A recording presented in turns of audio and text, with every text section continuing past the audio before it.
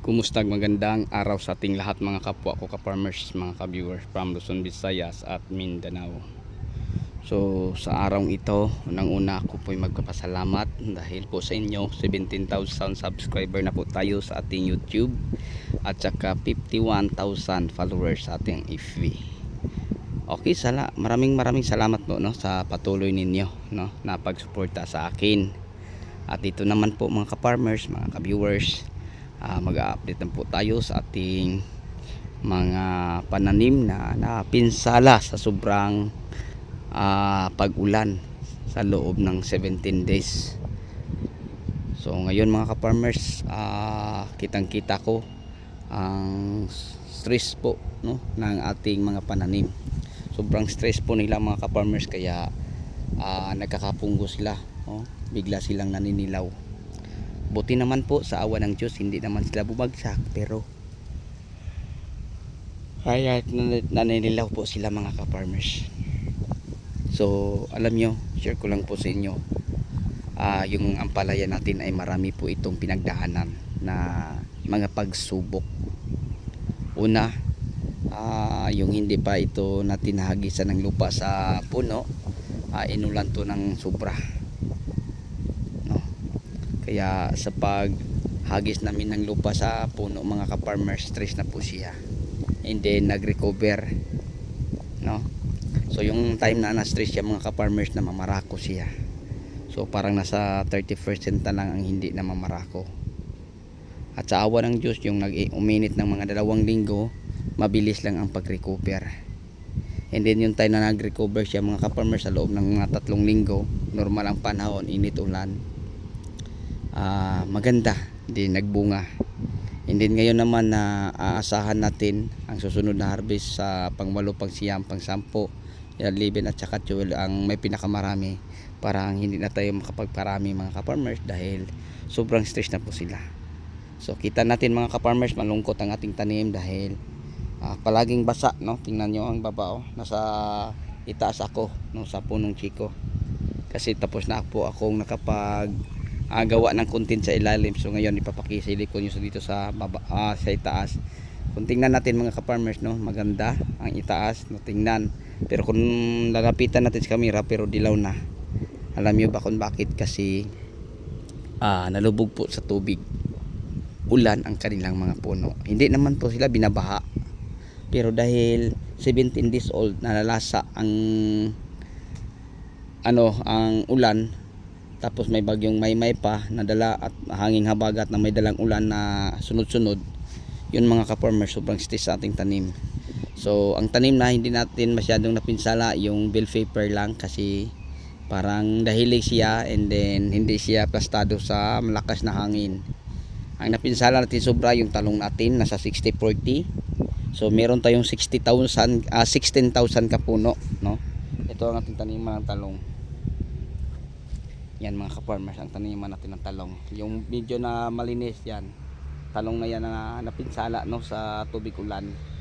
So 60-40 sa 16,000 mga ka-farmers. Halimbawa kung may 10,000 ako kapuno, nasa 60% na lang ang maganda, yung hindi napinsala. Pero yung mga 40%, yan ganyan mga ka-farmers, hindi na sila nakapag-survive, patay na.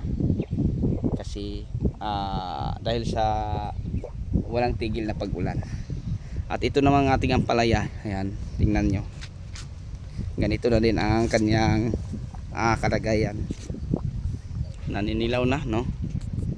So may bunga siya mga ka-farmers nating mapipitas, pero hindi na masyadong marami.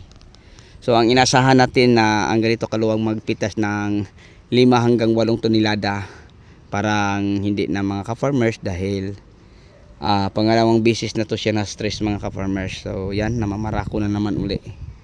So kumunti ang bunga, and then parang naghinto sila dahil siguro sa ugat nila mga ka-farmers na palabing babad sa tubig. So yung time na palagi umulan mga ka-farmers, hirap kaming makapag-spray, hirap makapag-fertilizer, kaya bigla ang maging ganito sila. So sa ganyang pangyayari, 17 days old na 17 days na pag-ulan, wala nang mga magagaling dyan mga ka-farmers, no? Kahit ano pa, wala na, kasi babad na sa maraming tubig ang puno at hindi naiiga. So nabubulok mga ka-farmers. And then pag once na papasukin pa ng punggos, bumaba ang resistensya at saka ang punggos mga ka-farmers dadami at saka lulukob sa buong taniman. Ganun pa man mga ka-farmers ang ating talong, marami ding namamatay yan basta nasa 6,000 ka puno mga ka-farmers. So kung dibdibin natin nakakalungkot isipin, pero wala tayong magagawa mga ka-farmers.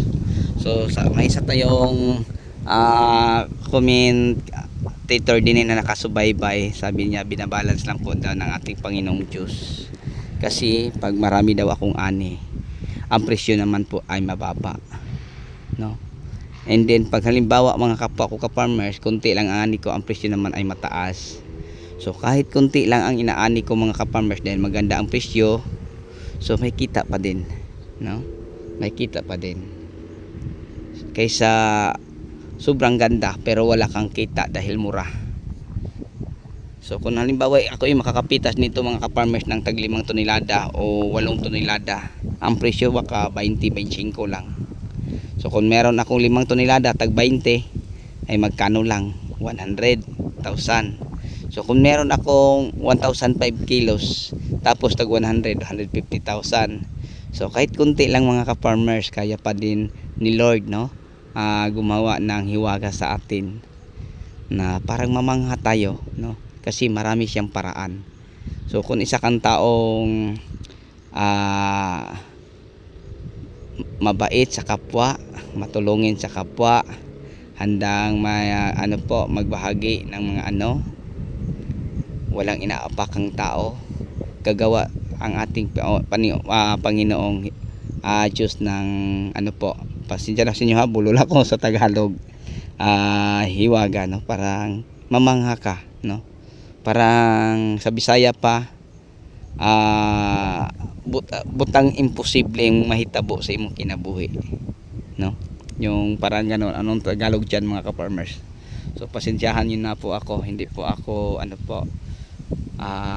makakaintindi ako sa salitang Tagalog, pero hirap akong mag-explain sa inyo sa lingwaheng Tagalog, kaya nga sana mapasensyahan niyo ako. So mga ka-farmers, maraming ako mga comment na nababasa. Ang galing mo naman sa larangan ng pagtatanim. So ang nakita nila ako yung magaling, pero sa totoo lang mga ka-farmers, may kunting alam lang po ako sa pag-aalaga ng mga pananim, dahil nung ako'y bata pa, ito po ang hanap buhay ng tatay ko na binubuhay niya sa aming 8 magkakapatid. Pinapaaral ang mga kapatid ko hanggang ang mga kapatid ko ay nakapag-graduate, nakapagtapos ng, may 3 kong kapatid na teacher, and then my full age, no? So ako at ang panganay namin ay ganito ang aming hanap buhay, farm. So sa awang ng Diyos mga kapwa ko ka-farmers, kahit ganito lang ang aming hanap buhay, simple lang, no? Nasa probinsya, pero masaya kami. Kasi alam niyo mga ka-farmers, kita naman po ninyo na pag ganito ang ating hanap buhay, farmers, napakalinis po, no? Ang perang pumasok sa atin dahil wala po tayong taong inaapakan. Ang farmers kaya maghintay, no, ng 2 buwan bago siya makaani. Tapos pag makaani, hindi pa din natin masabi ito ay tubo o kita, no? Dahil ang puhunan mga ka-farmers, ang iba ay utang. Kasi pag hindi tayo mangungutang sa bangko o manghiram para may puhunan mga ka-farmers, hindi tayo makapagpalaki sa taniman natin. So noon, nagtatanim ako yung parang tama lang kaya kong trabahuin, tapos may katulong isa. So marami namang mga tao mga ka-farmers na lumapit sa inyo na gusto nilang magtrabaho sa atin. Kaya nga ginagawa natin ganitong pinapalawak hanggang sa ngayon. Abot ang ating tao na 28, abot ng 48, no? Ganyan. So nasubukan natin ganyan kadaming tao mga ka-farmers. So yung time na hindi pa nagka-pandemya, ang tao natin ay aabot sa meron tayong buwanan na tag 28 katao o may arawan. Yung sa halimbawa sa harvest, kailangan maraming tao. So yun. So 4 na bisis sa isang linggo ako nagpapapitas. So yun po mga ka-farmers, may tawagan ako mga tao na tutulong sa akin na sa 20 din. So 28 na buwanan plus 20 na arawan. So meron tayong 48 ka tao. So nasubukan ko noon yung time na hindi nagka-pandemya. So kung wala pang pandemya mga ka-farmers, baka wala ako din sa part ng Maynila sa probinsya ng Batangas, no. So yung pandemya yun mga ka-farmers, yun po ang dahilan kung bakit ako naparito, kasi yung time na nandun pa ako sa amin at doon nagtatanim ng mga kahit anong uri ng mga pananim, palaya, matalong, makamatis, matsal, nagpipinance din ako ng mga tao doon. Meron akong tao na ako mismo ang nagpinance, 33 katao. So sa 33 katao mga ka-farmers, ilan lang sa kanila ang nakapagbayad pero hindi pa fully paid. Marami pa mga ka-farmers ang hindi nakapagbayad.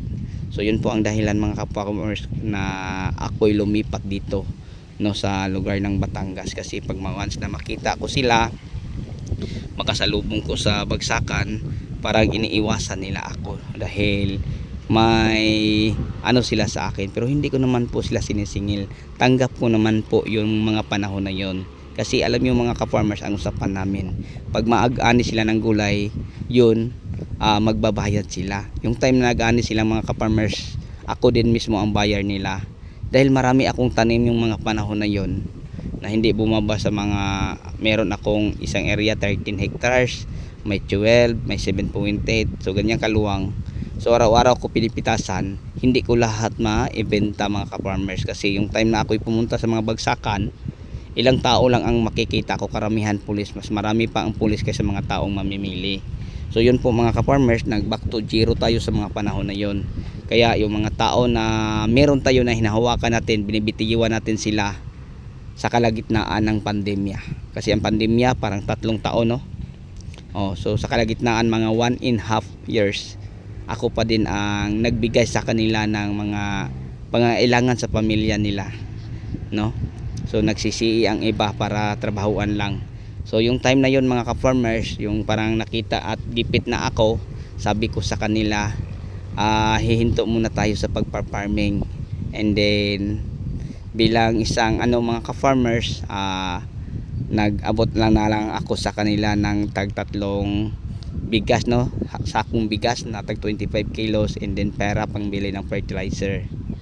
So yun po mga ka-farmers, nagkakahiwalay kami, and then yung mga panahon na yon nagkawatak-watak na, and then yung pumasok na ang 2023, medyo na mga ka-farmers, yung may-ari ng lupa na sinasaka ko din nakakuha siya ng contact sa akin sa social media. Tinawagan niya ako, sabi niya willing ba akong partner niya sa lupa niyang pagmay-ari para magtatanim ng mga gulay, and then sa lupa ng pinsan niya.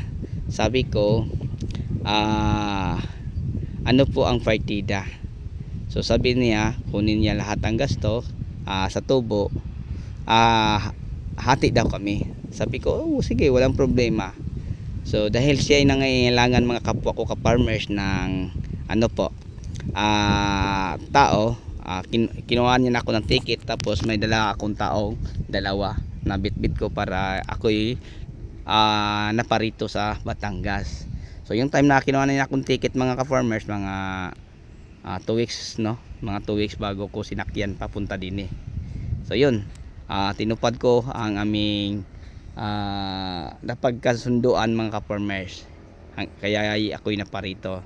Kaya may tinatawag tayong farm 1, may tinatawag tayong farm 2. So may kabakas ako mga ka-farmers. Ibig sabihin yung tubo namin dito sa farm 1 namin, inano namin din sa aming farm 2 in-expand, and then nagdagdag na po siya ng gasto, kasi napakalaki po ang gasto sa farming mga ka-farmers.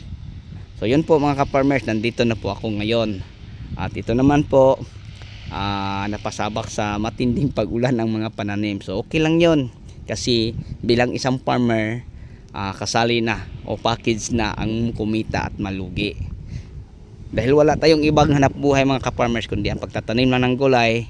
Ayan, hindi tayo susuko, no, habang may tayo, magtatanim lang po tayo mga ka-farmers, basta ang ating hanap buhay ay may parangal. Yan. may nasisira oh. So nasa mga 6,000 na kape ng mga ka-farmers estimate natin sa ating mga tanim na nasisira, no? So baka madagdagan pa. So ang Panginoon lang natin ang nakakaalam dyan mga ka-farmers. Okay, so yun lang siguro. So itong ating ampalaya, hindi na natin maasahan to na ito ay makapag-ani pa ng marami. Dahil sinabi ko na sa inyo, ito po ay sobrang stress sa tubig ulan. Babat palagi ang mga ugat nila, kaya ngay naninilaw po siya. At saka sa ngayon, pansin na po natin ay namamarako na naman po uli. Pero mga ka-farmers, mga ka-viewers, kahit namamarako po ito dahil sa magandang presyo ngayon, ay kaya pa itong bumawi, no? So ang hinihingi ko lang din mga ka-farmers, 6,000 kilos lang. So kung makapagpitas ako ng tagwa 15 kilos ngayon, di 150,000. So apat na beses lang mga ka-farmers ang hinihingi ko na tag 1,500. Okay na. Basta makabawi lang para makapagtanim uli. So yung first harvest natin hanggang 7, yun ang isipin nating tubo, no? So sa pang-7 harvest natin mga ka-farmers, naka 1,600 tayo kilos, naka 150,000 tayo. Kabilang na siya sa 1 hanggang pang-7 harvest. Yun ang isipin natin tubo. So yung pang-8, pang-siyam, pang-10, pang-11 o pang-12 pa, yun po ang ating pangbawi, no? So ang hinihingi ko 6,000 kilos lang, mabawi na ang gasto basta ang presyo ay hindi bumaba. So parang sa tingin ko mga ka-farmers, parang hindi ata bumaba ang presyo dahil sa ngayon marami pong mga buyer na need po nila ang supply sa ampalaya, sa talong, sa kamatis, sa bell peppers, sa sigang o sa lahat na mga pananim mga kapwa ko ka-farmers.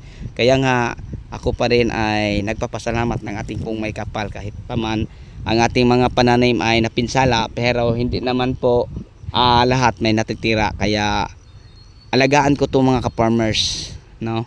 Alagaan ko to kasi alam kong ito yung makakabawi.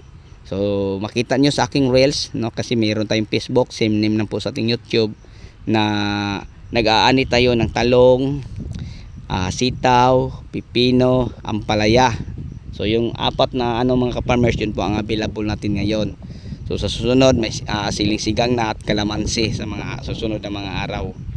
Okay, so yun lang po siguro. Maraming salamat po uli. So bago natin to tatapusin mga ka-farmers ang ating video, mega love shout out sa lahat kong mga subscriber, viewer, sharer at commentator. So sa inyong lahat at inyong walang sawang pagsuporta, maraming salamat po sa inyo. Kung may mga katanungan po kayo mga ka-farmers, ilagay lang na po no sa ating chat box yun para makita natin at mabasa at mabigyan ko ng kasagutan ang inyong mga tanong. So yun na po siguro. Bye bye and God bless. Happy watching. See you next vlog.